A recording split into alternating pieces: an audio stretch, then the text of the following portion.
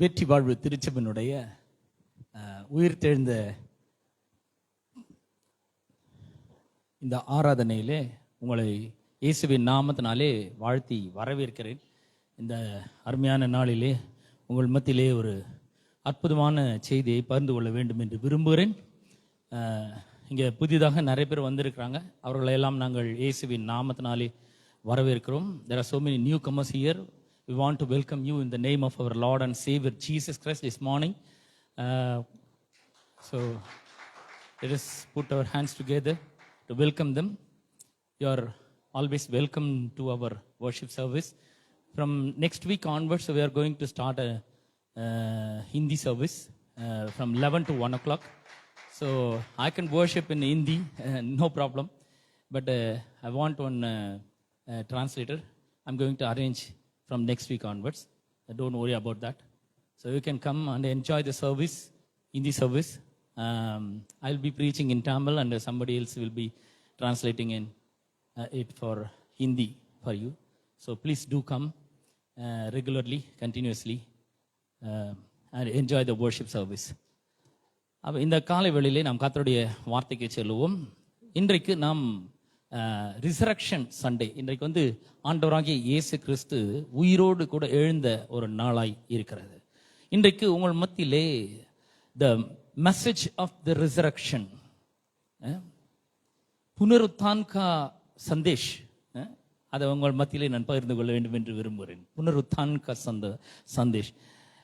லூக்கா 24 அதிகாரம் 1ஆம் வசனத்திலிருந்து 9ஆம் வசனம் வரைக்கும் நான் உங்களுக்காக வாசிக்க விரும்புகிறேன். லூக்கா சுவிசேஷம் 24ஆம் அதிகாரம். லூக்கா சுவிசேஷம் Luke 24 verses from 1 to 9. வாரத்தின் முதல் நாள் அதிகாலையிலே தாங்கள் ஆயத்தம் பண்ணின கந்த வர்க்கங்களை அவர்கள் எடுத்துக்கொண்டு வேறு சில ஸ்திரீகளோடும் கூட கல்லறையினிடத்தில் வந்தார்கள். கல்லறையை அடைத்திருந்த கல் புரட்டி தள்ளப்பட்டிருக்கிறதை கண்டு உள்ளே பிரவேசித்து கர்த்தராகிய இயேசுவின் சரீரத்தை காணாமல் அதை குறித்து மிகுந்த கலக்கம் அடைந்திருக்கையில் பிரகாசமுள்ள வஸ்திரம் தரித்த 2 பேர் அவர்கள் அருகே நின்றார்கள். அந்த ஸ்திரீகள் பயப்பட்டு தலை கவிழ்ந்து தரையை நோக்கி நிற்கையில் அந்த 2 பேரும் அவர்களை நோக்கி, உயிரோடு இருக்கிறவரை நீங்கள் மரித்தோரிடத்தில் தேடுகிறது என்ன?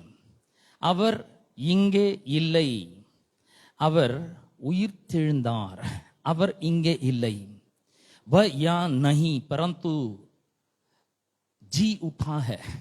மனுஷகுமாரன் பாவிகளான மனுஷர் கைகளில் ஒப்பு கொடுக்கப்படவும் சிலுவையில் அறையப்படவும் 3ஆம் நாளில் எழுந்திருக்க வேண்டும் என்பதாக அவர் கலிலேயில் இருந்த காலத்தில் உங்களுக்கு சொன்னதை நினைவு கூறுங்கள் என்றார்கள். அப்பொழுது அவர்கள் அவருடைய வார்த்தைகளை நினைவு கூர்ந்து கல்லறை விட்டு திரும்பி போய் இந்த சங்கதிகள் எல்லாவற்றையும் 11 மற்ற எல்லாருக்கும் அறிவித்தார்கள். பிரியமானவர்கள், இந்த காலை வேளையிலே உங்கள் மத்தியிலே இந்த லூக்கா சுவிசேஷம் 24ஆம் அதிகாரம் 1 to 9 வரைக்கும் உள்ள வசனங்களை நாம் தியானிக்க போகிறோம். இங்க நிறைய சம்பவங்கள் இங்க இருக்கிறது. வாரத்தின் முதலாம் நாள் அதிகாலையிலே சில ஸ்திரீகள் கந்த வர்க்கங்களை ஆயத்தப்படுத்தி எடுத்துக்கொண்டு வேற சிறு ஸ்திரீகள் எல்லாம் கூப்பிட்டு கொண்டு கல்லறைக்கு போகிறார்கள். கல்லறை அடைத்திருந்த கல் புரட்டி தள்ளப்பட்டிருக்கிறதை கண்டார்கள். உள்ளே பிரவேசித்தார்கள். இயேசு கிறிஸ்துடைய சரீரத்தை காணாமல் கலக்கம் அடைகிறார்கள். பிரகாசமுள்ள 2 பேர் வஸ்திரம் தரித்தவர்களாக அவர்கள் அருகே நின்றார்கள். அந்த ஸ்திரீகள் பயப்பட்டு தலை கவிழ்ந்து தரையை நோக்கி நின்றார்கள். அதுக்கப்புறம் தான் அவங்க சொல்றாங்க, அவர் இங்கே இல்லை, அவர் உயிர் தெழுந்தார். அவர் இங்கே இல்லை. ஆண்டவராகிய இயேசு கிறிஸ்து அவர் நம்முடைய மனு வர்க்கத்தினுடைய பாவத்திற்காகவும் சாபத்திற்காகவும் வியாதிக்காகவும் கல்வாரி சிலுவையிலே பாடுபட்டு ரத்தத்தை சிந்தி மரித்து அடக்கம் பண்ணப்பட்டு 3ஆவது நாள் உயிரோடு கூட எழுந்தார். இது ரொம்ப அற்புதமான ஒரு விஷயம். உலகத்திலேயே எந்த கல்லறையும் திறந்திருக்கவில்லை. ஆனால் இயேசு கிறிஸ்துவனுடைய கல்லறை அது திறந்திருக்கிறது, அது காலியா இருக்கிறது. அவர் அங்கே இல்லை, அவர் அங்கே இல்லை, அவர் உயிர்த்தெழுந்தார். பாருங்கள், இந்த வேத புஸ்தகத்துல நாம பார்க்கிறோம், இவெண்ட் கிடையாது. இந்த மெசேஜ் என்ன சொல்றது? அவர் உயிரோடு எழுந்ததுனால நமக்கு என்ன நன்மை உண்டாயிருக்கிறது? What are the benefits for us that Christ risen from the dead. கிறிஸ்து உயிரோடு எழுந்ததுனால நமக்கு என்ன நன்மைகள்லாம் உண்டாயிருக்கிறது அப்படின்றத பார்க்கும்பொழுது முதல் நன்மை என்னன்னா, he is alive. He is very much alive. அவர் உயிரோட கூட இருக்கிறார். அவர் இங்க இல்லை, அவர் உயிர் தெழுந்தார். பரந்து ஜி உட்டா, அவர் இங்க இல்லை. ஆமென், ஹalleluya. அவர் இங்க இல்லைன்னா எங்க இருக்கிறாரு இல்லையா? ஒரு கேள்வி வருது இல்லையா? அவர் இங்க இல்லை, கல்லறையில இல்லை. ஓ கப்ராமே நை, கப்ராமே நைன்னு எங்க இருக்கிறார்? அவர் எங்க இருக்கிறார் அப்படின்னு சொன்னா, அவர் இயேசு கிறிஸ்து இந்த உயிரோடு இருந்த வாழ்ந்த நாட்களிலே நிறைய அவர் தன்னுடைய உயிர் தெழுதலை குறித்து அவர் தம்முடைய சீஷர்களிடத்தில் சொல்லியிருக்கிறார். நான் உயிரோடு எழுந்திருக்க போகிறேன் என்று அவர் சொல்லியிருக்கிறார். மத்தேயு சுவிசேஷம் 16ஆம் அதிகாரம் 21ஆம் வசனத்திலிருந்து நான் வாசிக்கிறேன். மத்தேயு 16ஆம் அதிகாரம் 21ஆம் வசனத்தில் வாசிக்கிறேன். Matthew 16:21 onwards. அது முதல் இயேசு தாம் எருசலேமுக்கு போய் மூப்பராலும் பிரதான ஆசாரியராலும் வேத பாரகராலும் பல பாடுகள் பட்டு கொலையுண்டு 3ஆம் நாளில் எழுந்திருக்க வேண்டும் என்பதை தம்முடைய சீஷர்களுக்கு சொல்ல தொடங்கினார். Jesus announced his resurrection beforehand. அவர் முன்னாடியே அவர் சீஷர்களுக்கு அறிவிக்கிறார். அவர் 3ஆவது நாள் உயிரோடு எழுந்தணும், பாடுபடணும், கொலையுள்ளணும், மரிக்கணும், அடக்கம் பண்ணப்படணும். ஆனா 3ஆவது நாள் உயிரோடு எழுந்திருக்க வேண்டும் என்று அவர் சொல்லுகிறார். அது மாத்திரமல்ல, மத்தேயு சுவிசேஷம் 17ஆம் அதிகாரம் 22-23 வசனங்களை வாசிக்கிறேன். Matthew chapter 17:22 and 23. அவர்கள் கலிலேயாவிலே சஞ்சரிக்கும் போது இயேசு அவர்களை நோக்கி, மனுஷகுமாரன் மனுஷர் கைகளில் ஒப்பு கொடுக்கப்படுவார், அவர்கள் அவரை கொலை செய்வார்கள், ஆகிலும் 3ஆம் நாளிலே உயிர் தெழுந்திருப்பார் என்றார்கள். அவர்கள் மிகுந்த துக்கம் அடைந்தார்கள். அப்ப ஏற்கனவே இயேசு நான் உயிரோடு கூட எழுந்திருப்பேன் என்று, 3ஆவது நாள் உயிரோடு கூட எழுந்திருப்பேன் என்று என்ன பண்ணியிருக்கிறாரு? அவர் தம்முடைய சீஷர்களுக்கு சொல்லியிருக்கிறார். நிறைய பேருக்கு சொல்லியிருக்கிறார். உயிரோடு இருக்கும்போதே அவர் சொல்லியிருக்கிறார், நம் மனுஷர் கைகளை ஒப்பு கொடுக்கணும், பாடுபடணும், கொலை செய்யப்பட வேண்டும், அடக்கம் பட வேண்டும், மரித்தோரிலிருந்து 3ஆவது நாள் உயிரோடு எழுந்திருக்க வேண்டும் என்று அவர் சொல்லுகிறார். அப்ப அவர் இங்க இல்லை. இப்ப தேவதூர்கள் சொல்லிட்டாங்க, அவர் இங்க இல்ல. உயிரோடு இருக்கிற வர மரித்தோர் இடத்துல ஏன் தேடுறீங்க? அவர் இங்க இல்ல. அப்படின்னா எங்க இருக்கிறார்? He is not here. Then where is he? Hebrew 10:12 says like this. எபிரேயர் 10ஆம் அதிகாரம் 12ஆம் வசனம் இவ்விதமாக சொல்லுகிறார். அவர் எங்க இருக்கிறார்ன்றதை சொல்லுகிறது. எபிரேயர் நிருபம் 10ஆம் அதிகாரம் 12ஆம் வசனத்தை வாசிக்கிறேன். இவரோ பாவங்களுக்காக ஒரே பலியை செலுத்தி என்றென்றைக்கும் தேவனுடைய வலது பாரிசத்தில் உட்கார்ந்தார். அவர் இங்க இல்ல, ஆனா எங்க இருக்கிறாரு? தேவனுடைய வலது பாரிசத்தில் இருக்கிறார்.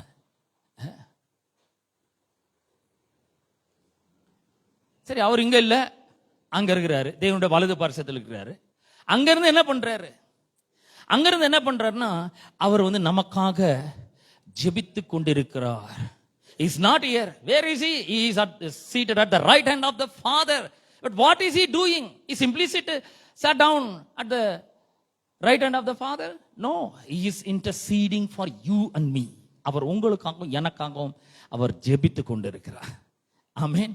எபிரேயர் நிருபம் 7ஆம் அதிகாரம் 25ஆம் வசனம் சொல்லுகிறது. எபிரேயர் Hebrews 7:25 says, மேலும் தமது மூலமாய் தேவனிடத்தில் சேர்கிறவர்களுக்காக வேண்டுதல் செய்யும்படிக்கு அவர் எப்பொழுதும் உயிரோடு இருக்கிறவராகையால் அவர்களை முற்றுமுடிய ரட்சிக்க வல்லமை உள்ளவராய் இருக்கிறார். வேண்டுதல் செய்வதற்கு he is praying for us, he is interceding for us to the Father on behalf of you and me. உங்களுக்காக எனக்காகவும் அவர் வேண்டுதல் செய்றார். அப்ப அவர் கல்லறையில் இல்ல, எங்க இருக்கிறாரு? பிதாவினோட வலது பாரிசத்தில் இருக்கிறாரு. என்ன பண்றாரு? உங்களுக்காகவும் எனக்காகவும் அவர் ஜெபித்து கொண்டிருக்கிறார். அது மட்டும் இல்ல, வெறும் ஜெபம் மட்டும் தான் பண்றாரா? இல்ல இல்ல, அவரு இன்னொன்னும் பண்றாரு. He is preparing heaven for us. Hallelujah. John 14:1-3. யோவான் 14ஆம் அதிகாரம் 1 - 3 வரைக்கும் உள்ள வசனங்களை உங்களுக்காக நான் வாசிக்கிறேன். உங்கள் இருதயம் கலங்காதிருப்பதாக. தேவனிடத்தில் விசுவாசமாயிருங்கள், என்னிடத்திலும் விசுவாசமாயிருங்கள். என் பிதாவின் வீட்டில் அநேக வாசஸ்தலங்கள் உண்டு. அப்படி இல்லாதிருந்தால் நான் உங்களுக்கு சொல்லி இருப்பேன், ஒரு ஸ்தலத்தை உங்களுக்காக ஆயத்தம் பண்ண போகிறேன். He is preparing heaven for you and me. அவர் இங்கே இல்லை, அவர் உயிர் தெழுந்தார். உயிர் தெழுந்து எங்க போனாரு? இல்லங்க தெரியலங்க, அவர் எங்கேயோ போயிட்டாருங்க, மறைஞ்சிட்டாருங்க, அவர் கண்ணுக்கே தெரியலங்க.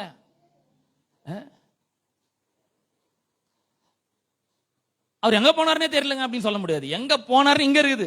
எங்க இருக்கிறார்? இப்ப எங்க இருக்கிறார்? இப்போ பிதாவினுடைய வலது பார்சத்துல அவர் உட்கார்ந்து இருக்கிறார். உட்கார்ந்து என்ன பண்றாரு? சும்மா உட்கார்ந்து இல்ல, நிறைய பேர் சும்மா உட்கார்ந்து இருப்பாங்க, கால் கை அது எதுவும் அசைவு இல்லாம சும்மா உட்காந்து இருப்பாங்க.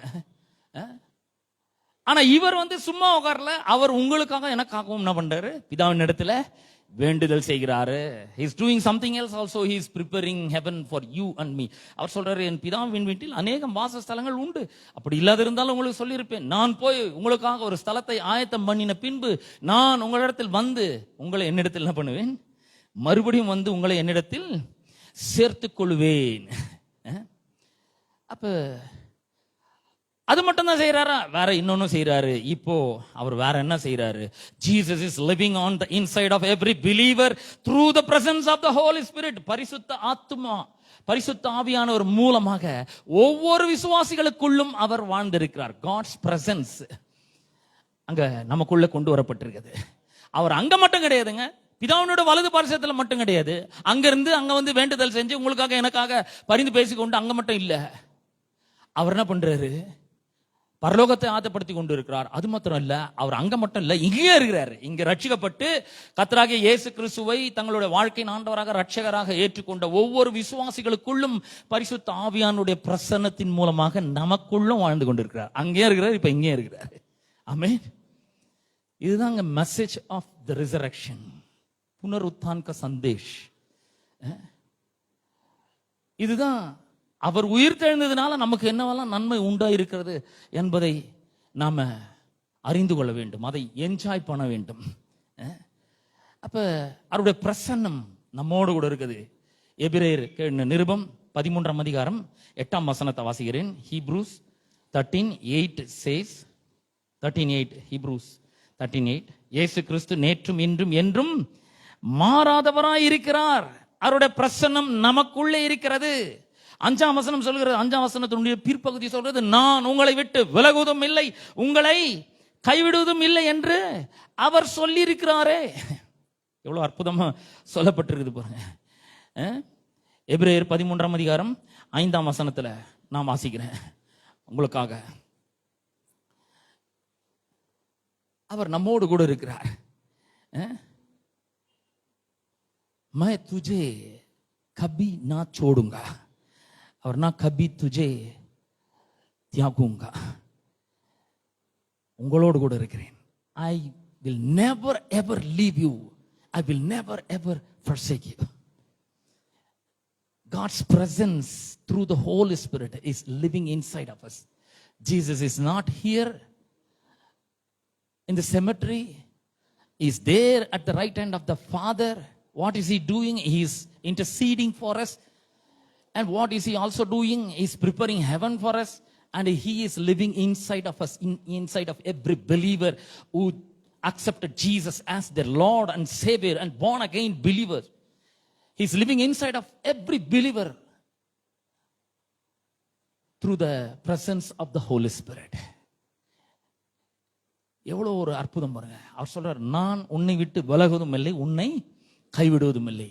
மத்திய சுவிசேஷம் 28ஆம் அதிகாரம் 20ஆம் வசனத்துல, Matthew chapter 28:20 says, நான் இதோ உலகத்தின் முடிவு பரியந்தம் சகல நாட்களிலும் நான் உங்களுடனே கூட இருக்கிறேன். நான் உங்களோட கூட இருக்கிறேன்.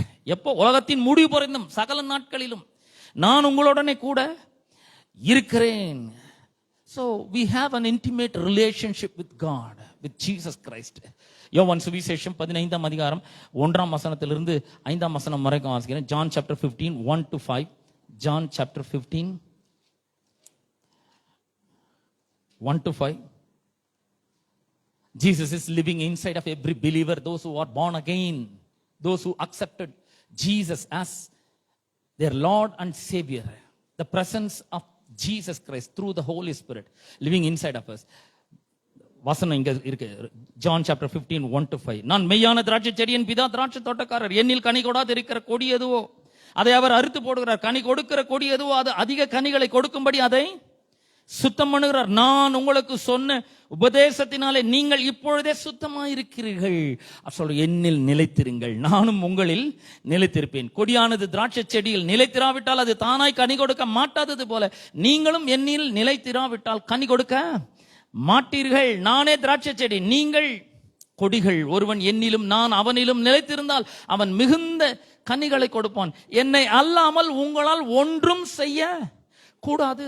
நிறைய பேர் பாருங்க, நாம ஒண்ணும் முடியலங்க. I can't do anything, I can't do nothing.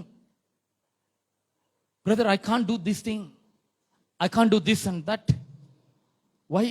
Because you are working alone, you are trying alone.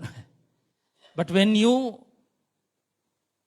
give your hands with Jesus' hands, and he is also working for you, working in and through you.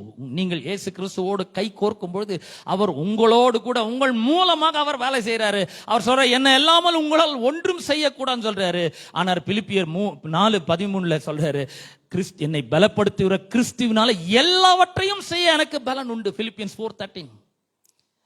I can do all things through Christ who strengthens me. அப்ப இயேசு கிறிஸ்து உயிரோட கூட எழுந்தார்னா அதனுடைய அர்த்தம்னா அவருடைய வல்லமையான பிரசன்னம் பரிசுத்த ஆவியானவர் மூலமாக ஒவ்வொரு விசுவாசிக்குள்ளும் இருக்கு. அவர் அங்க மட்டும் இல்ல, பிதாவின் வலது பார்சத்துல மட்டும் இல்ல, நமக்குள்ள அவர் வாழ்ந்து கொண்டு இருக்கிறார். பரிசுத்த ஆவியானவர் மூலம் என்ன பண்றாரு? எல்லாவற்றையும் நமக்கு சாத்தியமாக்குறாரு. ரட்சிப்பை சாத்தியமாக்குறாரு, பாவம் மன்னிப்பை சாத்தியமாக்குறாரு. ரொம்ப ஈஸியா பெற்றுக்கொள்ள முடியும். சுகத்தை, சரீர சுகத்தை, பாடிலி ஹீலிங், அதை சாத்தியமாக்குறாரு. அப்புறம் பொருளாதார ஆசீர்வாதங்களை சாத்தியமாக்குறாரு. கர்த்தர் நமக்காக உண்டு பண்ணி வச்சிருக்கிற எல்லா நன்மைகளையும், all the good things that God has stored for us can come to us freely and graciously. அது எல்லாத்தையும் சாத்தியமாக்குறாரு. அப்போ முதல்ல அவர் இங்க இல்ல, कब्र में नहीं है, वो कहाँ है? परम पिता के दाहिनी ओर में है. क्या करता है? हमारे लिए प्रार्थना करता है. Hallelujah. Not only that, he is preparing heaven for us, he is living inside of us. He is very much alive. அவர் உயிரோடு எழுந்தார்ன்றதுக்கு ரொம்ப அவர் இவ்வளவு காரியங்களை செய்யறாரு பாருங்க. ஒன்னு, அவர் உயிரோட எழுந்திருக்கிறார். He is very much alive. Second, our sins are forgiven and we are eternally secure in him. நம்முடைய பாவங்களாம் மன்னிக்கப்பட்டிருக்கிறது, நித்திய நித்தியமாக நாம் அவருக்குள் பாதுகாப்பாய் இருக்கிறோம். Our sins are forgiven and we are eternally secure in him.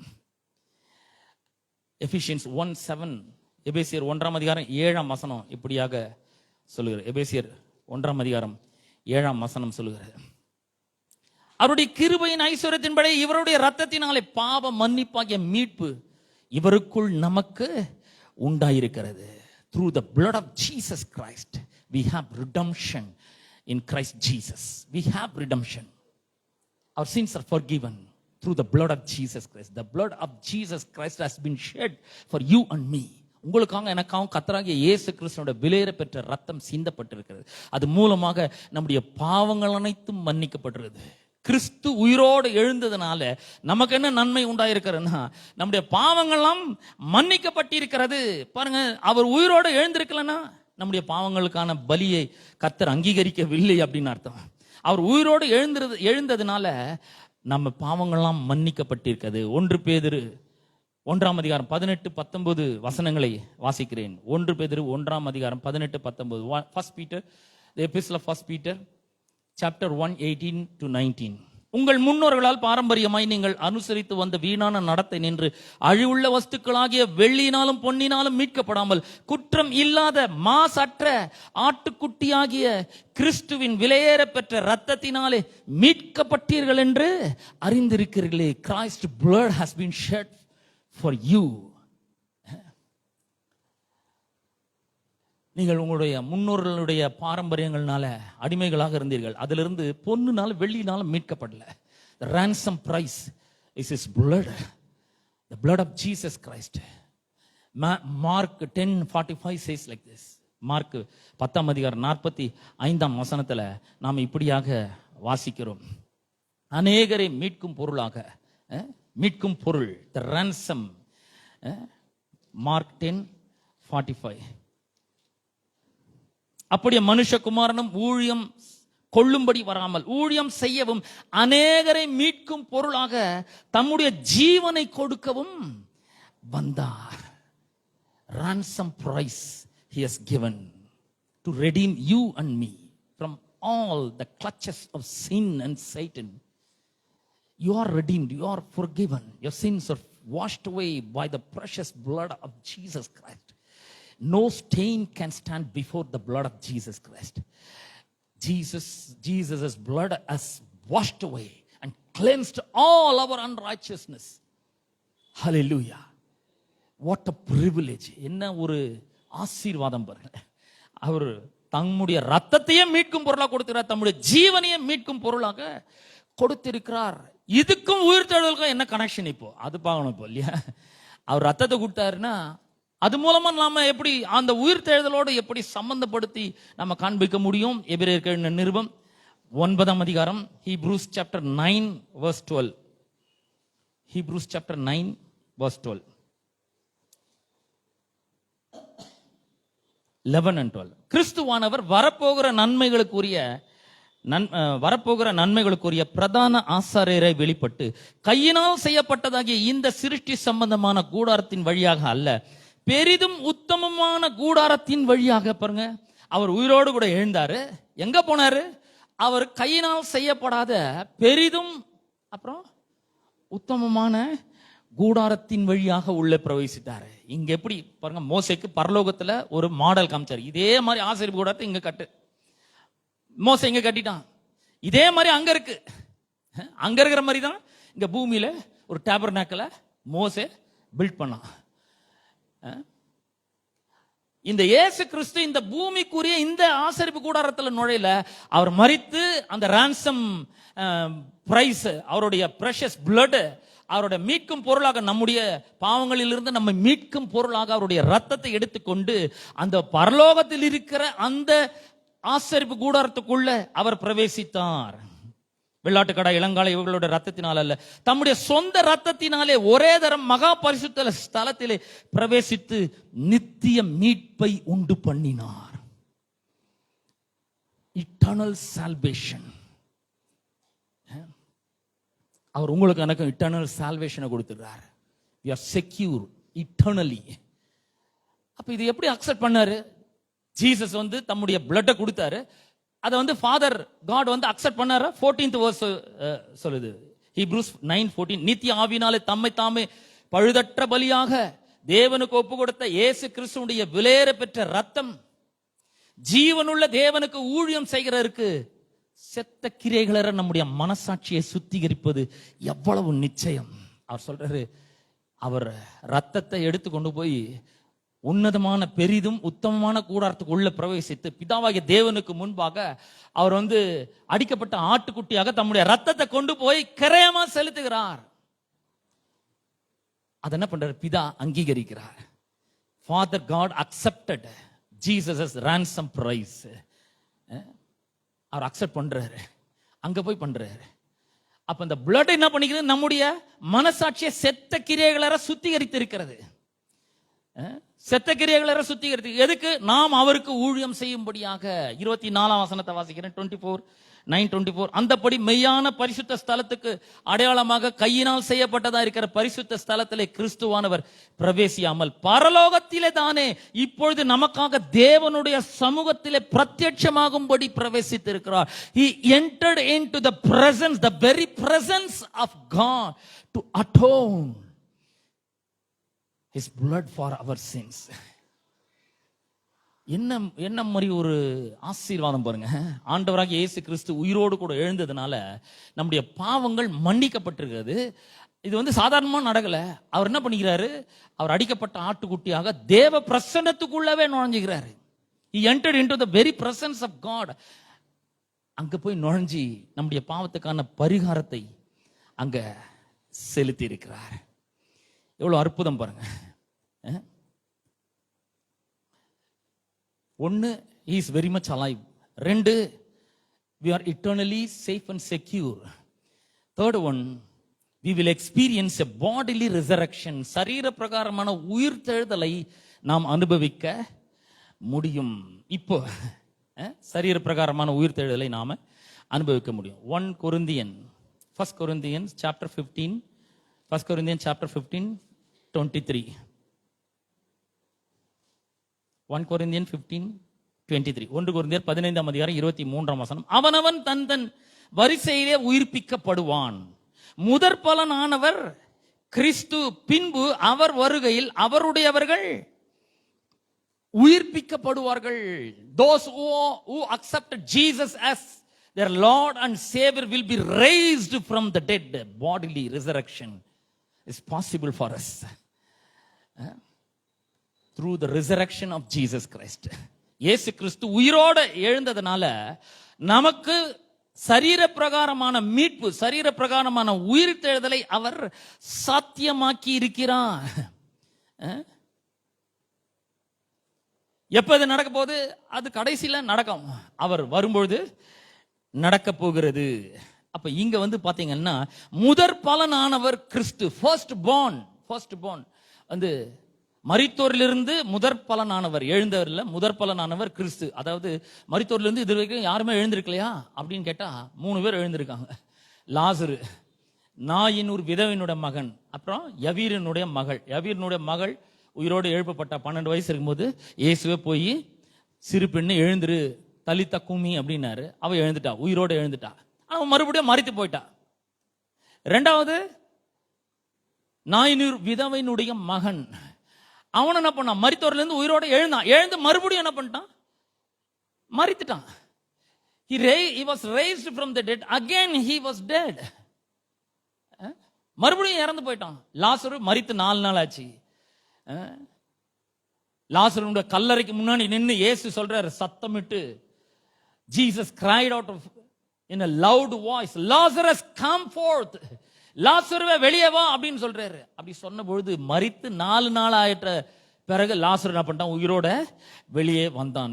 Lazarus was raised from the dead. Again he was dead. மறுபடியும் அவன் மரித்து போனான். ஆனா இங்க கிறிஸ்து மரித்தோரிலிருந்து உயிரோடு எழுப்பதுனால முதற் பலனானவர் சொல்லும்போது என்ன சொல்றாருன்னா, the first person to be resurrected from the dead and to live forever is our Lord Jesus Christ. அவர் என்னைக்கு உயிரோடு எழுந்தாரோ அன்னைக்குல இருந்து இன்னைக்கு வரைக்கும் அவர் உயிரோடு தான் இருக்கிறார். அவர் திரும்ப மரிக்கவே இல்லை. மரித்த கிறிஸ்து இனி மரிப்பது இல்லை அப்படின்றார். அப்ப இங்க அவர் சில விஷயங்களை சொல்றதை பார்க்கிறோம். இங்க யோவான் சுவிசேஷம் 6ஆம் அதிகாரம், யோவான் சுவிசேஷம் 6ஆம் அதிகாரம் 37ஆம் வசனத்தை வாசிக்கிறேன். 6:37 39 வரைக்கும் வாசிக்கிறேன். John chapter 6 verses from 37 to 39. பிதாவானவர் எனக்கு கொடுக்கிற யாவும் என்னிடத்தில் வரும், என்னிடத்தில் வருகிறவனை நான் புறம்பே தள்ளுகிறது இல்லை. என் சித்தத்தின்படி அல்ல, என்னை அனுப்பினருடைய சித்தத்தின்படி செய்யவே நான் வானத்திலிருந்து இறங்கி வந்தேன். அவர் எனக்கு தந்தவைகளில் ஒன்றையும் நான் இழந்து போகாமல் கடைசி நாளில் அவைகளை எழுப்புவதே என்னை அனுப்பின பிதாவினுடைய சித்தமாய் இருக்கிறது. What is the will of the Father? பிதாவினுடைய சித்தம் என்ன? அவர் எனக்கு தந்தவைகளில் ஒன்றையும், ஈவன் a single person கூட விடுபட்டு போறது கிடையாது. ஒருத்தர் கூட அவர் விடுறது கிடையாது. அவர் எனக்கு தந்தவைகளில் ஒன்றையும் நான் எழுந்து போகாமல் கடைசி நாட்களில் அவைகளை எழுப்புவதே என்னை அனுப்பின பிதாவின் சித்தமாய் இருக்கிறது. I lose nothing but raise it up on the last day. I lose nothing. Jesus said this through his resurrection, the power of resurrection. What is he saying? I will raise it on the last day.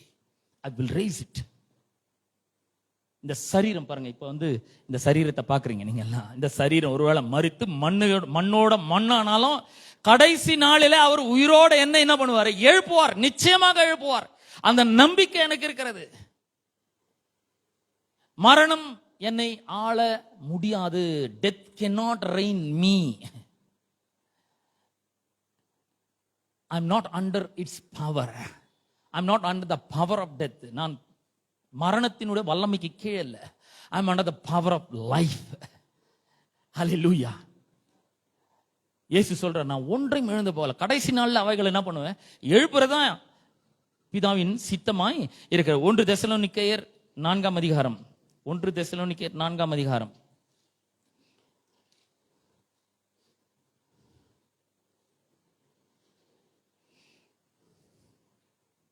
16-17 வசனம். ஏனெனில் கர்த்தர் தாமே ஆரவாரத்தோடும், 1 Thessalonians chapter 4:16 and 17. ஏனெனில் கர்த்தர் தாமே ஆரவாரத்தோடும் பிரதான தூதனுடைய சத்தத்தோடும் தேவ எக்காலத்தோடும் வானத்திலிருந்து இறங்கி வருவார். அப்பொழுது கிறிஸ்துவுக்குள் மரித்தவர்கள் முதலாவது எழுந்திருப்பார்கள். We have a hope. We will be raised from the dead. Do you have the hope?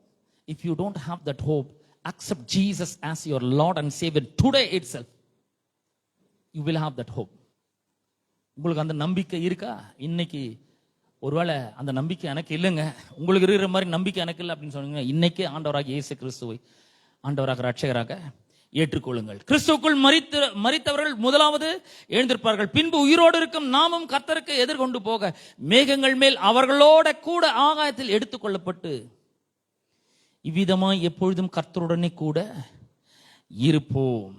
அப்ப இவர் இப்போ அவர் என்ன பண்ணிக்கிறாருன்னா, மரணத்தை அழித்திருக்கிறார் இல்லையா? நான் குட் ஃப்ரைடே அன்னைக்கு வந்தவங்களுக்கு தெரியும், குட் ஃப்ரைடே அன்னைக்கு வந்தவங்களுக்கு நல்லா தெரியும்.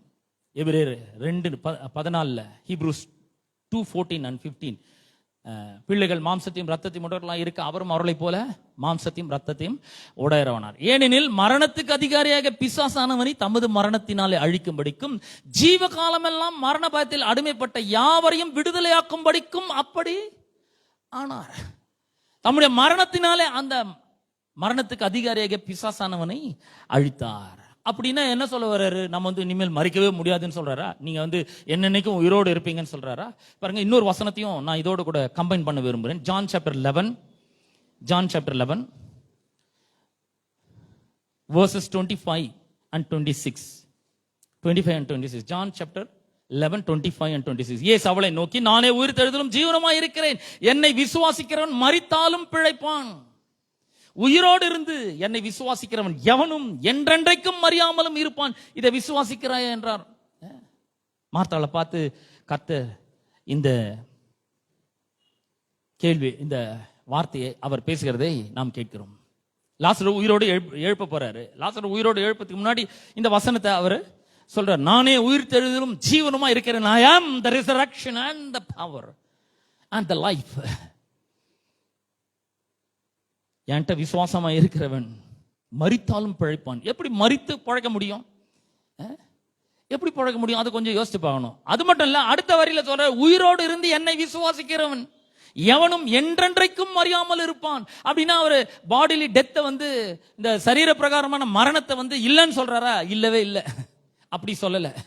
அவர் என்ன பண்ணிருக்கிறாருன்னா, தம்முடைய மரணத்தினால இந்த மரணத்தினுடைய கூர் ஒண்ணு இருந்தது பாருங்க, அதை ஒடித்தார் அப்படியே. ஹல்லேலூயா, ஹல்லேலூயா. பாருங்க, மரணம் ரொம்ப கொடூரமான ஒன்று. நீங்களும் நானும் சிந்திக்கிற, நீங்களும் நானும் யோசிக்கிற மாதிரி எல்லாம் கிடையாது. மரணம்ன்றது மரணத்துக்கு ஒரு கூர் இருக்கிறது. அந்த கூரை கர்த்தராகிய இயேசு கிறிஸ்து என்ன பண்ணிட்டார்னா ஒடித்தார் என்று பரிசுத்த வேதாகமம் நமக்கு சொல்லுகிறது. 1 கொரிந்தியர் 15 அதிகாரத்துல 1 கொரிந்தியர் 15 அதிகாரத்துல கடைசி சில வசனங்களை நான் உங்களுக்காக வாசிக்கிற விரும்புகிறேன். 55 வசனம். 1 கொரிந்தியர் 15:55.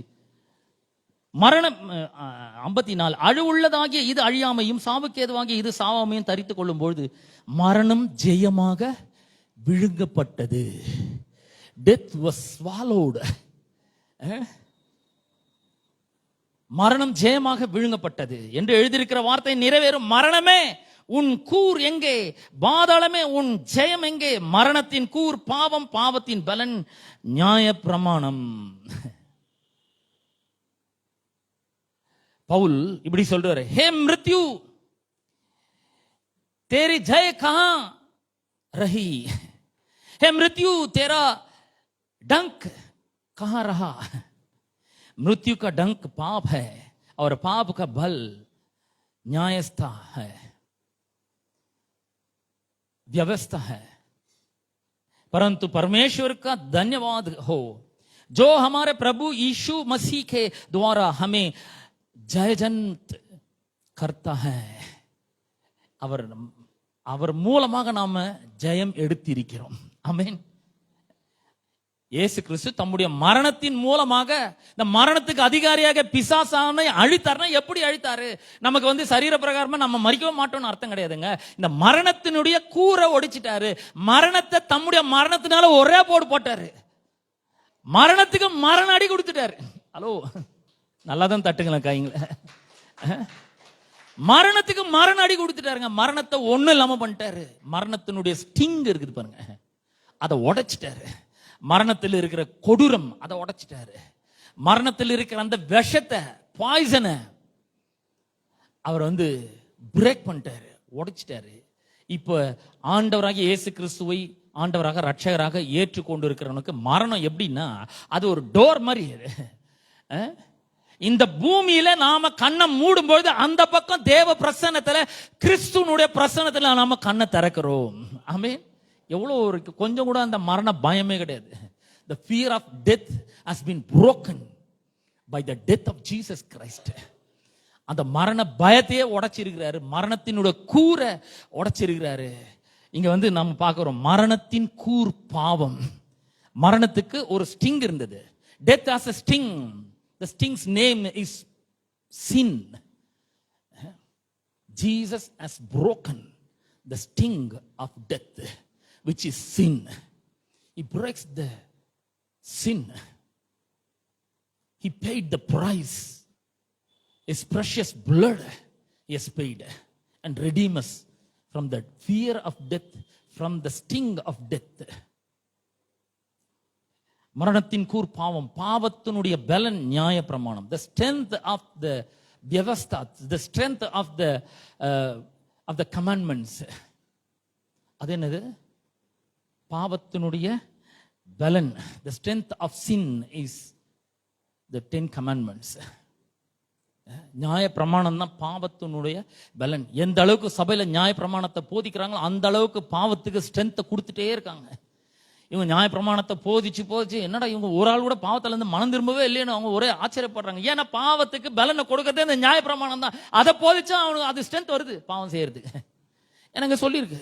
ஆனா இயேசு அந்த பாவத்தின் கூரை உடைத்தார், மரணத்தின் கூரை உடைத்தார். அந்த பாய்சன ஸ்டிங்க அவர் உடைத்தார். தம்முடைய மரணத்தின் மூலமாக அவர் எல்லாவற்றையும் ஒன்றும் இல்லாமல் செய்திருக்கிறார். அப்ப அவர் சொல்றாரு, கடைசி நாளிலே அவைகளை எழுப்புவதுதான் என்னுடைய சித்தமாய் இருக்கிறது. அப்ப அவர் சொல்றாரு, ஐ loose nothing but rice it up on the last day. எப்படி எழுப்பாரு? உயிரோட கூட எழுப்பாரு. அவர் எழுப்பும் போது நம்முடைய சரீரம் எப்படிப்பட்ட சரீரமா இருக்குன்னா, glorified body. It's going to give us the glorified body. The body just like Jesus is having.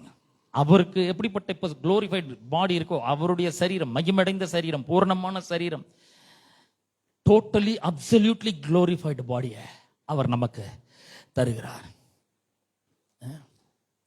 நாம் இந்த உலகத்தை விட்டு பிரியும் பொழுது, இந்த பூமியை விட்டு பிரியும் பொழுது, நம்முடைய சரீரத்தை விட்டு பிரியும் பொழுது, perfectly transformed absolutely in the glory of the Son of God himself. அவருடைய குமாரனாகிய இயேசு கிறிஸ்துவுடைய மகிமைக்கு ஒப்பான மகிமையான சரீரத்தை உங்களுக்காக எனக்காகவும் அவர் ஆயத்தப்படுத்தி வச்சிருக்கிறார். இந்த சரீரம் வியாதினால் தாக்கப்பட முடியும், மரணம் இதை பாதிக்க முடியும். இந்த சரீரம் கெட்டு போகும், நாரி போகும், அழுக்கடையும், என்ன ஒன்றும் ஆகும் இது. ஆனா இந்த சரீரத்தை நான் இயேசு கிறிஸ்துவிட்ட இருந்து பெற்றுக்கொள்ள, இது ஃப்ரம் ஆடம், அங்கிருந்து இந்த சரீரம். ஆனா நம்ம மரிக்கும் பொழுது இங்க கண்ணை மூடுறோம், அங்க கண்ணை திறக்கிறோம். ஒரு டோர் வழியா எங்க இருந்து அங்க போறோம், அவ்வளவுதான். மரணம் நம்மள பிடிச்சு வைக்க முடியாது. அதனுடைய கிளச்சஸ் எல்லாம் உடைஞ்சு போயிருக்குது. The clutches of death has been broken by the death of Jesus Christ. It can't prison us. நம்மள சிறைச்சாலையில் அடக்கி வைக்கவே முடியாது. It can't confine us.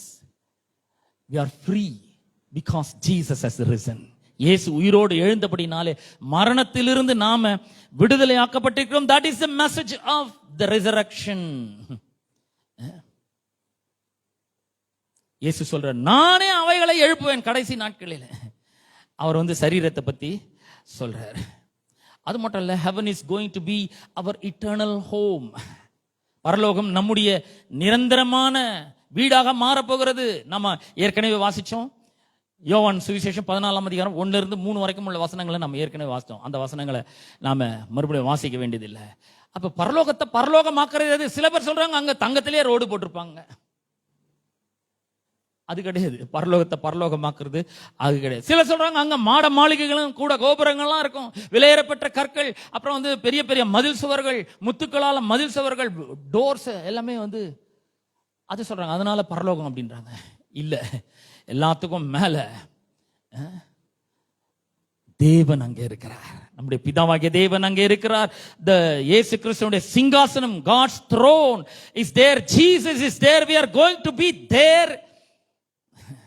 We are going to serving him, worshiping him, praising him, living with him and living with our loved ones. அவரை நாம் அங்க துதிக்க போறோம். அவர் அங்க இருக்கிறார். அவருடைய சிங்காசனம் இருக்கிறது. அவரை நாம் ஆராதிக்க போகிறோம். அவரை நாம் துதிக்க போகிறோம். அவருக்கு நாம் ஊழியம் செய்ய போகிறோம். இதுதான் பரலோகத்தை பரலோகமாக மாற்றுகிறது. அது மட்டும் இல்ல, நமக்கு பிரியமானவர்களை நாம் அங்க சந்திக்க போகிறோம். அவர் நமக்கு இதெல்லாம் சாத்தியமாக்கிறார். This is the message of the resurrection. மற்ற மக்கள் கேட்கலாம், எப்படிங்க உங்களுக்கு தெரியும்? உங்க சொந்தக்காரங்களாம் எப்படி தெரியும்? உங்க அப்பாவை எப்படி தெரியும்? உங்க அம்மாவை எப்படி தெரியும் அப்படின்னு கேட்கலாம். அவர் உயிரோடு எழுந்தார் பாருங்க, அதுதாங்க நமக்கு ப்ரூஃபே. அதுதான் நம்முடைய ஆதாரமாய் இருக்கிறது. அதுதான் கடைசி டெஸ்டா இருக்கிறது. அதுதான் அல்டிமேட் ப்ரூஃபா இருக்கிறது. அவர் தேவனுடைய குமாரன் என்பதை அவர் உயிரோடு எழுந்ததன் மூலமாக நிரூபித்திருக்கிறார். நம்ம பாடல பலமாக ரூபிக்கப்பட்ட தேவகுமாரன் இயேசுவே. ரோமர்கள் நிருபம் 1:4-5 மாம்சத்தின்படி தாவீதில் சந்ததியில் பிறந்தவரும் பரிசுத்த ஆவியின்படி தேவனுடைய சுதன் என்று குமாரன் என்று அவர் தம் உயிரோடு எழுந்ததினாலே அவர் நிரூபிக்கப்பட்டார். அவர் தேவனுடைய குமாரன் என்பதை நிரூபித்தார். Romans chapter 1:4-5. That is the proof. அவர் தெய்வீகமானவர், அவர் தேவனுடைய குமாரன் என்பதற்கு அதுதான் அடையாளம். அவர் உயிரோட எழுந்ததுனால இன்னைக்கு நான் அவரை விசுவாசிக்க முடியும். அவரோட வாக்குத்தத்தங்கள் மேல நம்பிக்கை வைக்க முடியும். நான் விடுதலை அடைய முடியும். அவர் எனக்கு பரலோகத்தை ஆயத்தப்படுத்தி வைத்திருக்கிறார். அங்கதான் ஆட்டுக்குட்டியானவருடைய புஸ்தகத்தில் நம்முடைய பெயர்கள் எல்லாம் எழுதப்பட்டிருக்கிறது. அங்கதான் நான் நித்தியத்தை கழிக்க போகிறோம். 5வது, in heaven we will meet our loved ones who trusted in Jesus. இயேசுவை விசுவாசித்து இங்க மரித்திருக்கிறாங்கல்ல, நம்முடைய அப்பா, அம்மா, அண்ணன், அக்கா, தம்பி, தங்கச்சி, நம்முடைய சித்தப்பா, பெரியப்பா, மாமா, எல்லாரையும் நாம அங்க சந்திக்க போகிறோம். அப்ப எப்படி இதை நாம தெரிஞ்சு கொள்றோம்? 1 கொரிந்தியர் 13ஆம் அதிகாரம் 12ஆம் வசனத்தினுடைய 12ஆம் வசனத்தை வாசிக்கிறேன். இப்பொழுது கண்ணாடியிலே நிழலாட்டமாய் பார்க்கிறோம், அப்பொழுது முகமுகமாய் பார்ப்போம். இப்பொழுது நான் குறைந்த அறிவுள்ளவன், அப்பொழுது நான் அறியப்பட்டிருக்கிறபடியே அறிந்து கொள்வேன். நம்ம ஒருத்தர் அறியலன்னு வச்சுங்க. நம்ம போய் இப்போ எங்க அப்பா அம்மா எல்லாரும் இறந்து போயிருக்காங்க, எங்க அத்தை இறந்து போயிருக்காங்க, எங்க மாமா இறந்து போயிருக்காங்க.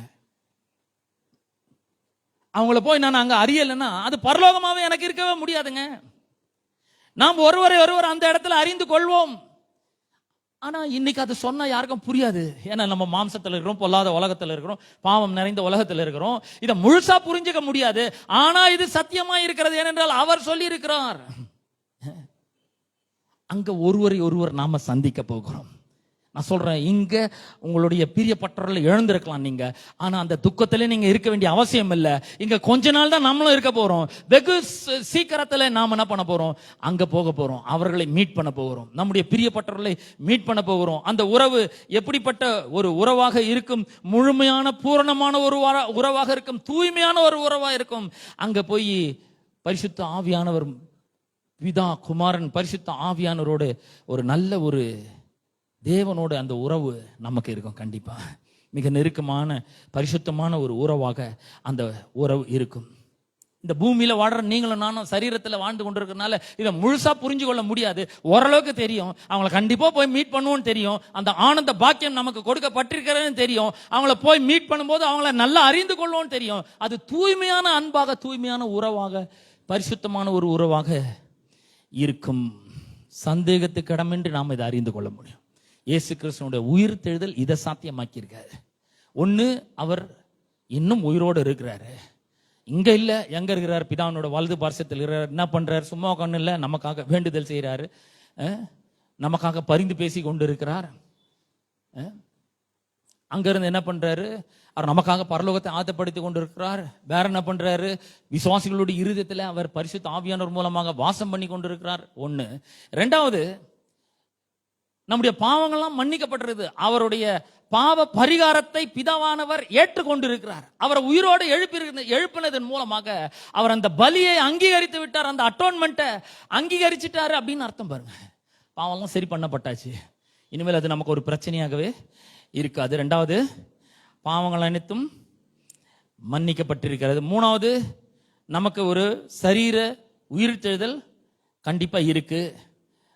அது மட்டும் இல்ல, நாலாவது, பரலோகம் நம்முடைய நிரந்தர வீடாக இருக்க போகிறது. ஐந்தாவது, அங்க நம்முடைய பிரியப்பட்டவர்களை நாம் என்ன பண்ணுவோம்? போய் சந்திப்போம்.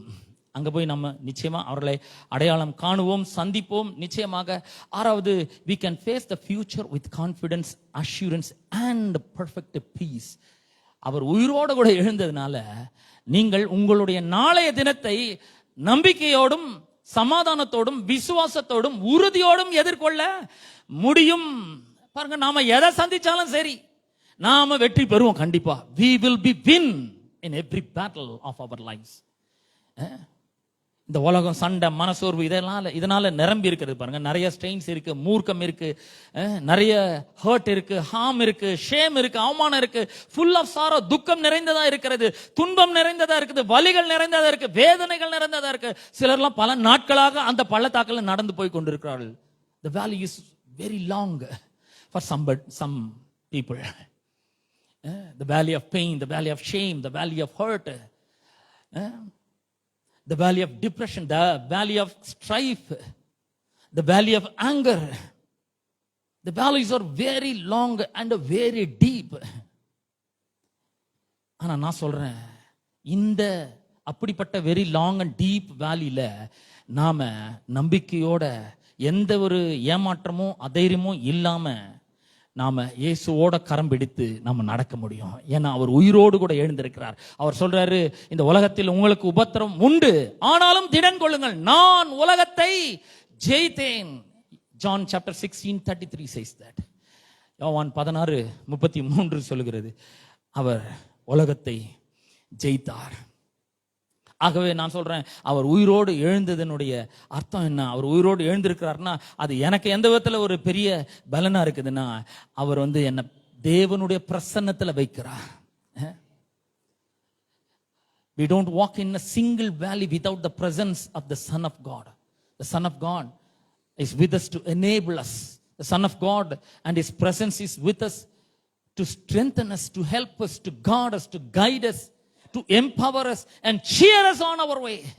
நம்ம இந்த பாதையில நடக்கும் பொழுது, கரடு முரடான பாதைகளில், துன்பத்தின் பாதையின், வலியில் பாதையில, வியாதியின் பாதையில, நெருக்கத்தின் பாதையில நாம நடக்கும் பொழுது பரிசுத்த ஆவியானவர் மூலமாக நமக்குள்ள வாசம் பண்ணி கொண்டிருக்கிற கர்த்தராகிய இயேசு கிறிஸ்துவினுடைய பிரசன்னம் நம்மோடு கூட இருந்து நம்மை வழி நடத்துகிறது, நம்மை பலப்படுத்துகிறது, நமக்கு உதவி செய்கிறது, நமக்கு வழிகாட்டுகிறது, நம்மை வல்லமைப்படுத்துகிறது, நம்ம உற்சாகப்படுத்துகிறதுங்க. இதுதான் அவர் உயிர் தெழுந்தார் என்பதனுடைய செய்தியாக இருக்கிறது. वो खबरों में नहीं है, वह जीवित है. अगर वह यहां नहीं तो वह कहां है? वह परमेश्वर के दाहिने हाथ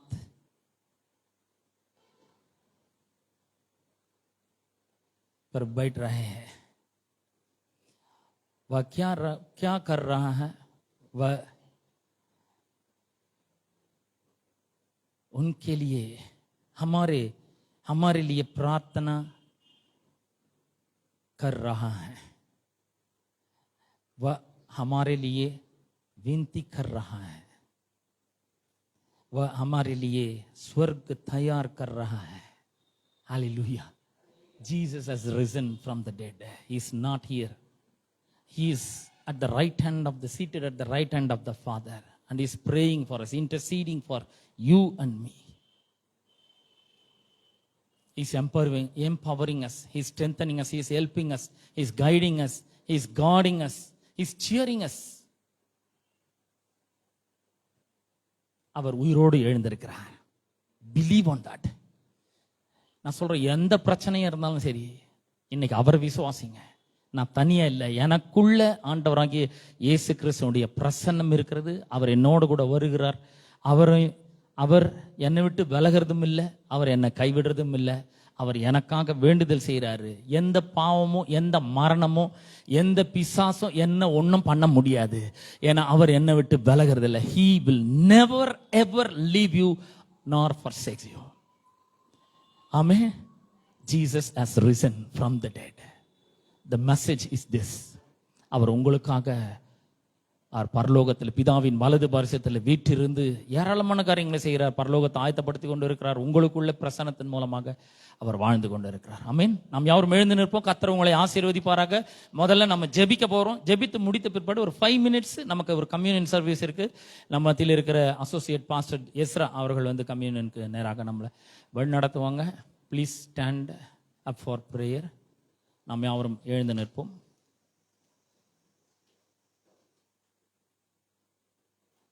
ஜெபிப்போம். கண்களை மூடி கேட்ட சத்தியத்திற்காக நம் கண்களை மூடி ஜெபிப்போம். எங்கள் அன்பின் பிதாவே, உம்முடைய குமாரனாகிய இயேசு கிறிஸ்துவின் நாமத்திலே உம்மண்டை நாங்கள் வருகிறோம். அற்புதமான மன மகிழ்ச்சி நாளுக்காக உமக்கு ஸ்தோத்திரம். ஆண்டவரே, தேவாதி தேவன், கர்த்தாதி கர்த்தர், எங்களுடைய பாவங்களுக்காக நீர் கல்வாரி சிலுவிலே பாடுபட்டு மரித்து ரத்தம் சிந்தி ஜீவனை கொடுத்து 3ஆம் நாள் உயிரோடு கூட எழுந்தீர். ஆண்டவரே, நீர் எழுந்ததுனாலே எங்களுக்கு என்னவெல்லாம் ஸ்லாக்கியம் உண்டா இருக்கிற. நீர் உயிரோடு கூட இருக்கிறீர். இன்றைக்கும் எங்களுக்காக ஊழியம் செய்து கொண்டு இருக்கிறீர். ஆண்டவரே, இங்க இல்லைன்னா நீர் எங்க இருக்கிறீர்? பரலோகத்தில் இருக்கிறீர். பிதாவின் வலது பார்சத்தில் வீற்றிருக்கிறீர். அங்க என்ன பண்ணி கொண்டிருக்கிறீர்? எங்களுக்காக வேண்டுதல் செய்து கொண்டிருக்கிறீர். அது மாத்திரமல்ல, எங்களுக்காக பரலோகத்தை ஆயத்தப்படுத்தி கொண்டிருக்கிறீர். அது மாத்திரமல்ல, எங்களுக்குள்ள பரிசுத்த ஆவியானவருடைய பிரசன்னத்தினாலே ஆண்டவரே எங்களுக்கு ஊழியம் செய்து கொண்டு இருக்கிறீர். ஆண்டவரே, தகப்பனே, உம்மை ஸ்தோத்திரிக்கிறேன். எங்களோட பாவங்களை எல்லாம் மன்னித்திருக்கிறீர். பாவத்துக்கான பரிகாரத்தை செலுத்தி முடித்திருக்கிறீர். எங்களுக்கு விரோதமான சத்துரு ஆகிய மரணத்தின் கூரை ஒடுத்திருக்கிறீர். பாதாளத்தை வென்றிருக்கிறீர். ஆண்டவரே, அதற்காக உமக்கு நன்றி செலுத்துகிறோம். எவ்வளோ ஒரு வல்லமை ஆண்டவரே, என்ன மாதிரி ஒரு ஆசீர்வாதம். What a privilege Lord. We praise you Father. ஆண்டவரே, உமக்கு நன்றி செலுத்துகிறோம் கர்த்தாவே. இதெல்லாம் எண்ணி பார்க்கிறோம் ஆண்டவரே. தகப்பனே, பாடிலி ரிசரக்ஷனை எங்களுக்காக, சரீர பிரகாரமான உயிர் தேடுதலை எங்களுக்காக வைத்திருக்கிறதுக்காக உமக்கு ஸ்தோத்திரம். ஆண்டவரே, எங்களுடைய பிரியப்பட்டவர்களை நாங்கள் மறுபடியும் பரலோகத்தில் சந்திக்க போகிறோம். அதுக்காக உமக்கு ஸ்தோத்திரம். நீரே அவைகளை எழுப்புவேன் என்று நீர் சொல்லியிருக்கிறீர். இது எங்களுக்கு ஒரு மாபெரும் நம்பிக்கை கொடுக்கிறது ஆண்டவரே. அது மாத்திரமல்ல, நாளை தினத்தை நாங்கள் தைரியத்தோடு சந்திக்கிறதுக்கு எங்களுக்கு உதவி செய்கிறதுக்காக உமக்கு ஸ்தோத்திரம். We have a living hope, Lord, because you have resurrected from the dead. We have a living hope to face tomorrow, Lord. Hallelujah. We thank you, Father. வந்திருக்கிற ஒவ்வொருவருக்காக ஜெபிக்கிறேன். புதிதாக வந்திருக்கிறவர்களுக்காக ஜெபிக்கிறேன். ஒவ்வொருவரையும் ஆசீர்வதிக்கிறேன் ஆண்டவரே. அப்பா, உமக்கு நன்றி செலுத்த தொடர்ந்து ஒவ்வொருவரையும் நீர் ஆசீர்வதிப்பீராக. அவர்கள் தேவைகளை எல்லாம் சந்திக்கும்படியாக ஜெபிக்கிறேன். வியாதியோடு வந்திருக்கிற ஒவ்வொருவருக்காக ஜெபிக்கிறேன். In the name of Jesus, I plead the blood of Jesus over them, oh Father. Let every disease be removed in the name of Jesus. I sprinkle the blood of Jesus over her, oh Father. Hallelujah. I declare the miraculous healing power of God to be manifested in each and every body, Father. Hallelujah. Let us enjoy the life that you have given for us, Lord. We thank you, Father. We put the blood against every demons that are working against us, Lord. We plead the blood. We plead the blood. We plead the blood. The blood has the power, Lord. The blood of Jesus Christ has the power to remove every stains, Lord. The blood of Jesus Christ has the power to destroy every yoke of the enemy, Lord. The blood of Jesus Christ has the power to destroy every yoke of the enemy and remove every burden of the enemy, oh Lord. In the name of Jesus, I plead the blood. I plead the blood of Jesus Christ. I plead the blood of Jesus Christ. Each and every one of our believers, oh Father.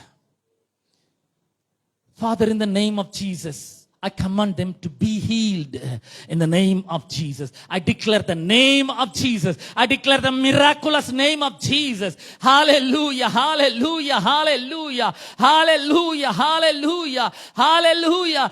Lord, your name is mightier than every strongholds and every diseases, oh Father. Dreadful diseases, oh Lord. In the name of Jesus, let every dreadful disease be bowed down before the name of Jesus. I command you to bow down before the name of Jesus. I declare the mighty name of Jesus. I declare victory over every disease, oh Father. Hallelujah. I declare victory over every prolonged disease, oh Father. In the name of Jesus, I plead the precious blood of Jesus. Disease, you have no power to stand against the blood of the Son of God. You are defeated in the name of Jesus. You are defeated in the name of Jesus. I command you to go out of that body. In the name of Jesus, I declare a miraculous healing power to be manifested in every body, Father. Father, இயேசுவின் நாமத்தினால் ஆண்டவரே உமக்கே சகல கனம் துதி மகிமை நாங்கள் செலுத்துகிறோம். சுகத்துக்காக நன்றி, பொருளாதார விடுதலைக்காக நன்றி செலுத்துகிறோம். தொடர்ந்து எங்களை ஆசீர்வதியும். துதி கனம் மகிமை எல்லாவற்றையும் ஒருவருக்கே நாங்கள் செலுத்துகிறோம். இயேசுவின் நாமத்தில் ஜெபிக்கிறோம் பிதாவே. ஆமென், ஆமென். Please be seated. தயவுசெய்து உட்காருங்கள். 5 மினிட்ஸ்ல நம்ம முடிச்சிடலாம். கம்யூனியன் மட்டும் சர்வ் பண்ணி முடிச்சிருவோம் ப்ளீஸ்.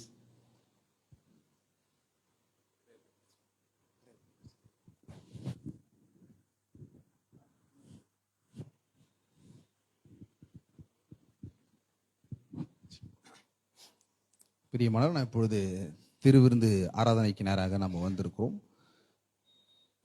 இதை அனுசரிக்கும் எப்படி நாம் இதை தேவன் நம்மளுக்கு கொடுத்த ஒரு நீதியாக இருக்கிறது. திருவிருந்து என்பது பார்த்தீங்கன்னா நிறைய பேர் நினைக்கிறாங்க தங்களுடைய சொந்த கிரியினால எடுக்கணும்னு நினைக்கிறாங்க. அப்படி நினைக்கும் பொழுது என்ன நடக்கிறது அப்படின்னா, பாதி பேர் பயந்து போயிடுவாங்க. ஏன்னா இது பயபக்திக்குரியது, பரிசுத்தம் உள்ளது, எல்லா ஒழுக்க நெறிமுறைகள் அவர்களுக்கு தெரிகிறது. ஆனால் இது தேவனுடைய கிருபையினால் நம்மளுக்கு கொடுக்கப்பட்டதா இருக்கிறது என்பதை அவர்கள் அறிந்து கொள்ளவில்லை. வேதம் சொல்லுகிறது, சத்தியத்தை அறிவீர்கள், சத்தியம் உங்களை விடுதலையாக்கும்.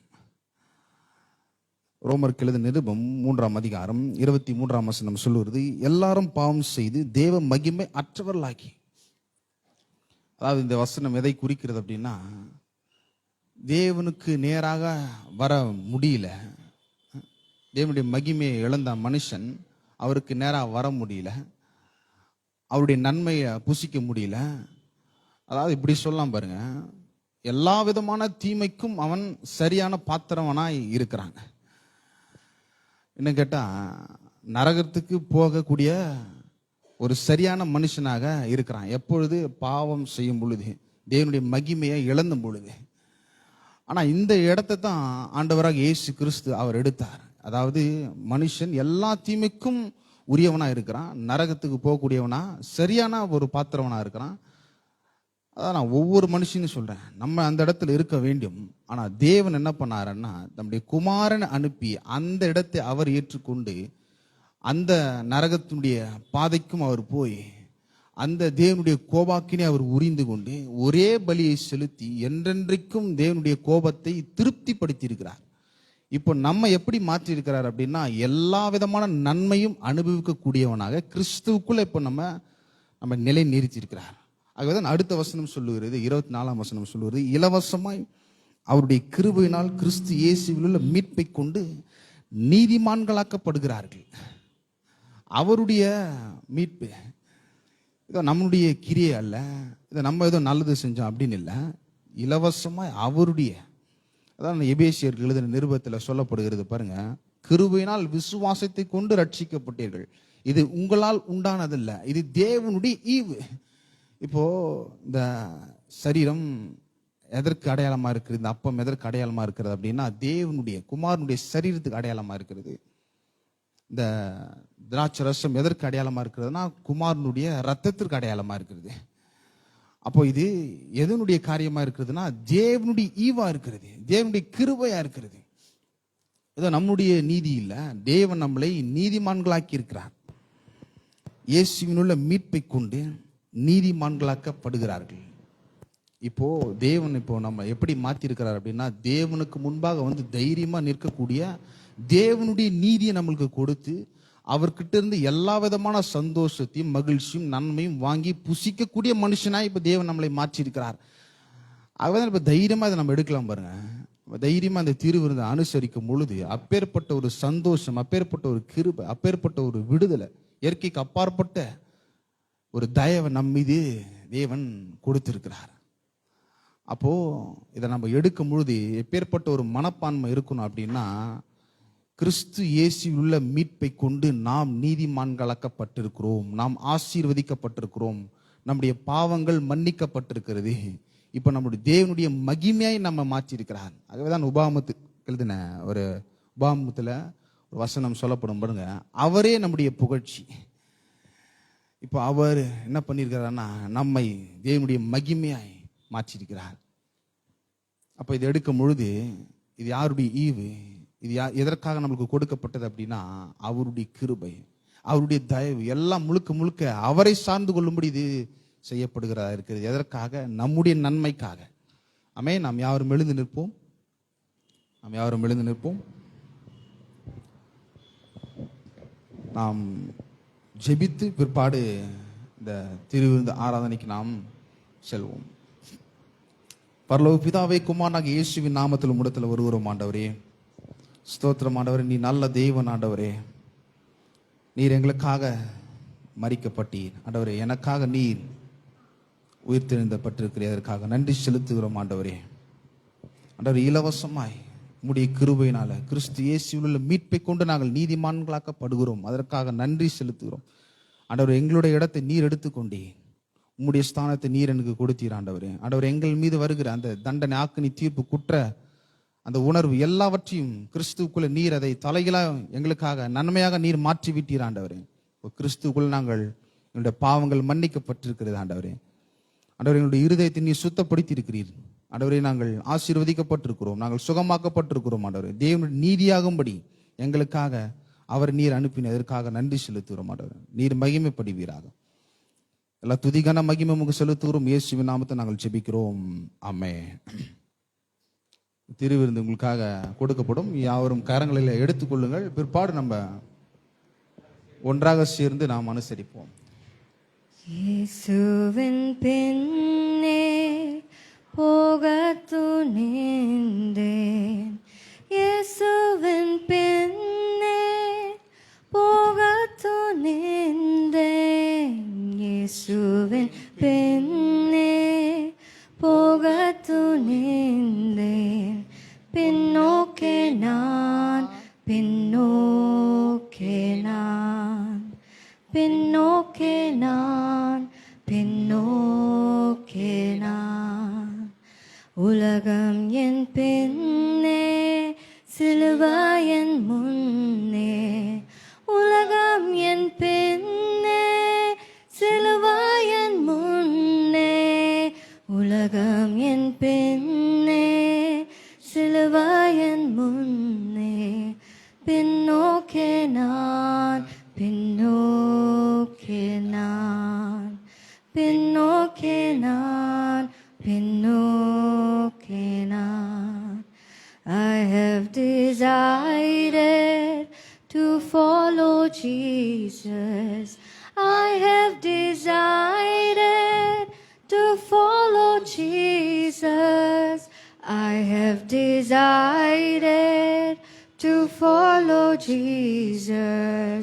No turning back, no turning back, no turning back, no turning back.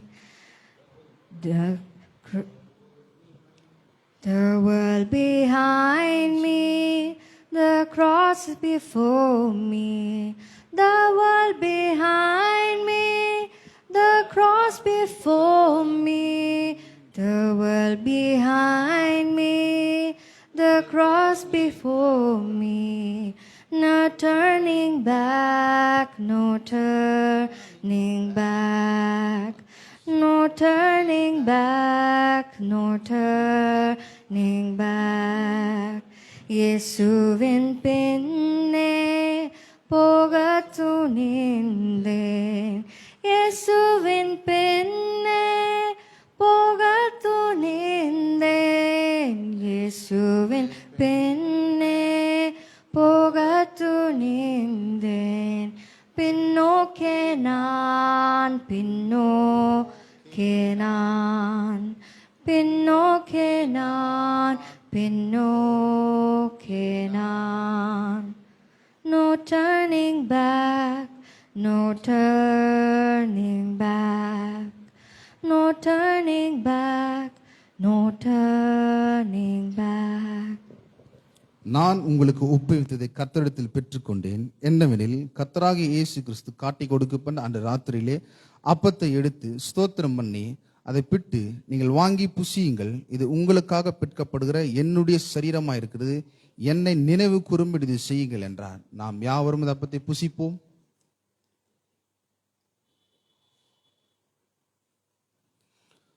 போஜனம் பண்ணின பின்பு அவர் அந்தபடியே பாத்திரத்தையும் எடுத்து, இந்த பாத்திரம் என் இரத்தத்தினாலாகிய புதிய உடன்படிக்கையா இருக்கிறது, நீங்கள் இதை பானம் பண்ணும் போதெல்லாம் என்னை நினைவு கூறும்படி இது செய்யுங்கள் என்றார். ஆகையால் நீங்கள் இந்த அப்பத்தை புசித்து இந்த பாத்திரத்தில் பானம் பண்ணும் போதெல்லாம் கர்த்தர் வருமளவும் அவருடைய மரணத்தை தெரிவிக்கிறீர்கள். நாம் யாவரும் இது பானம் பண்ணுவோம். நாம் யாவரும் கண்களை மூடுவோம், நன்றி செலுத்துவோம். ஸ்தோத்திரம் ஸ்தோத்திரம் ஆண்டவரே, நன்றி ஆண்டவரே, நன்றி செலுத்துகிறோம். அன்பின் பிதாவே, குமாரனாகிய இயேசுவின் நாமத்தில் முடத்தில் வருகிறோம் ஆண்டவரே. நீர் நன்மைகளின் தேவனா இருக்கிறீர் ஆண்டவரே. நீர் எங்களுக்காக எல்லாவற்றையும் நீர் கல்வாரி சிலுவையில் செய்து முடித்திருக்கிறீர் ஆண்டவரே. ஆண்டவரே, நீர் இங்கில்ல, நீர் உயிர் தெழுந்திருக்கிறீர் ஆண்டவரே. ஆண்டவரே, தேவனுடைய வலது பாரிசத்தில் நீர் இருக்கிறீர் ஆண்டவரே. ஸ்தோத்திரம் ஆண்டவரே. ஆண்டவரே, பரலோகம் எங்களுடைய சொந்த நித்திய வீடா இருக்கிறது, அதற்காக நன்றி செலுத்துகிறோம் ஆண்டவரே. நீர் என்றென்றும் தேவனோடு ஆண்டவரே நல்ல ஒரு ஐக்கியத்தையும் ஒப்புரவாக்குதல் ஊழியத்தையும் நீர் எங்களுக்கு கொடுத்திருக்கிறீர், அதற்காக நன்றி செலுத்துகிறோம் ஆண்டவரே. இந்த உயிர் தெழுந்த ஞாயிறு ஆராதனை நீர் ஆசீர்வதித்து எங்களோட கொடுந்து ஆண்டவரே அற்புத விதமான நீர் காரியங்களை செய்து முடித்ததற்காக நன்றி செலுத்துகிறோம் ஆண்டவரே. இங்க வந்திருக்கிற ஒவ்வொரு விசுவாசிகளுக்காகவும் நாங்கள் ஜெபிக்கிறோம் ஆண்டவரே. நீர் நன்மைகளின் தேவன், அவருடைய வாழ்க்கையில் நீர் நன்மைகளை செய்வீராக ஆண்டவரே. தேவைகளோடு வந்திருக்கிறவர்களுக்காக நாங்கள் ஜெபிக்கிறோம். அவருடைய தேவைகள் சந்திக்கப்படட்டும், அவர்கள் சுகமாக்கப்படட்டும் ஆண்டவரே. இயற்கைக்கு அப்பாற்பட்ட தேவனுடைய நன்மைகளும் கிருபைகளும் அவர்கள் அனுபவிக்கட்டும் என்று இயேசுவின் நாமத்தில் நாங்கள் ஜெபிக்கிறோம் ஆண்டவரே. தொடர்ந்து கர்த்தருடைய வார்த்தையை இந்த சபையில கேட்கும்படி நீர் அவர்களுக்கு உற்சாகத்தையும் பரிசுத்த ஆவியானவர் நீர் அவர்களுக்கு ஊழித்து செய்வீராக. தேவ தூதர்களை கொண்டு நீர் அவர்களை பாதுகாத்துக் கொள்வீராக. நீர் மகிமைப்படுவீராக. எல்லா துதி கன மகிமையுமாக செலுத்துகிறோம். இயேசுவின் நாமத்தை நாங்கள் ஜெபிக்கிறோம். ஆமென். நம்முடைய கர்த்தராக இயேசு கிறிஸ்துவினுடைய கிருபையும் பிதாவாக தேவனுடைய அன்பும் பரிசுத்த ஆவியானுடைய பாதுகாவலும் இன்றும் என்றும் நம்மோடு சதா காலங்களிலும் இருப்பதாக. ஆமென். ஆமென். Thank you.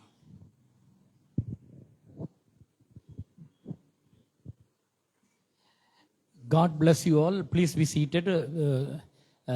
On behalf of Victorious Life Church and on behalf of my family, I wish you a happy Easter to you all, everyone. And please wish everyone, உங்களுக்கு வெற்றி வாழ்வு திருச்சபையின் சார்பாகவும் என்னுடைய குடும்பத்தின் சார்பாகவும் ஈஸ்டர் நன்னாளினுடைய வாழ்த்துதல்களை தெரிவித்துக் கொள்கிறேன். We have a small snacks and coffee for you. Please be seated and have it. Thank you.